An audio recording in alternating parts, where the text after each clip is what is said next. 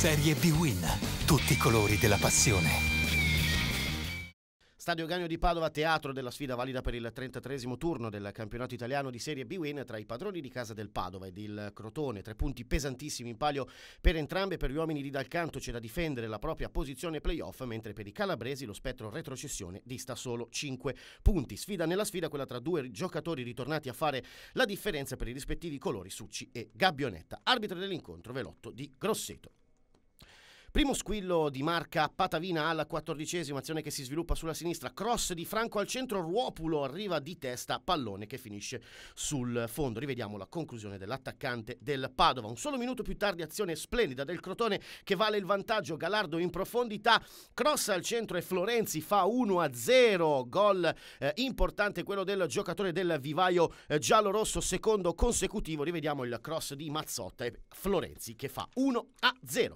Il Padova non ci sta e cerca il pareggio, minuto 19, punizione sulla quale arriva Succi di testa, ma Belez reattivo manda in calcio d'angolo. Bello lo stacco dell'attaccante del Padova. A minuto 22 lezione di contropiede calabrese. Dall'angolo per il Padova si scatena Sansone che prende il pallone nella propria tre quarti, si lancia nella metà campo del Padova, ha due opzioni, sceglie Florenzi che con il destro in area di rigore fa 2-0, clamoroso all'Euganeo. Il Crotone spezza in due il Padova e va avanti 2-0, soddisfatto il tecnico Drago. Poco dopo è Succi ad avere la possibilità di accorciare, ma è impreciso nel calciare il pallone verso la porta. Ancora Padova e altro errore enorme, Cuffa servito in area da Bono, di testa spreca malamente. Rivediamo poi anche il colpo di testa del giocatore veneto. Nel finale di tempo l'unico tentativo a rete è questo tiro di Bentivoglio che Belez controlla, vantaggio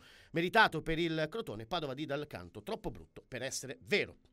E per cambiare il volto della partita, Dal Canto in apertura di ripresa tenta la carta Agnello Cutolo al posto di Marcolini. La prima emozione della ripresa è però ancora degli ospiti, con Khalil che supera un avversario, si accentra ma calcia malamente, occasione sprecata per il brasiliano. Altra mossa per Dal Canto, fuori Cuffa, dentro Lazarevic, al minuto 60 tocca Ruopolo con il tiro che finisce però di poco sopra alla traversa. Rivediamo la conclusione dell'attaccante biancorosso. Poco dopo Bentivoglio, lancio in area per Cutolo, aggancio fantastico, Cutolo in area, Cutolo ancora con il sinistro, la riapre proprio lui, chiamato a togliere le castagne dal fuoco ai suoi, e lo fa con un gol capolavoro. Rivediamo lo stop in area di rigore, prova a saltare due avversari, ci riesce, si porta la palla sul sinistro e riapre dunque l'incontro. Nel frattempo ultimo cambio per Dal Canto, tutti in avanti, dentro Cacia, fuori Succi, ci prova Lazarevic servito da Cutolo, stop a seguire, ottimo, entra in area ma spreca tutto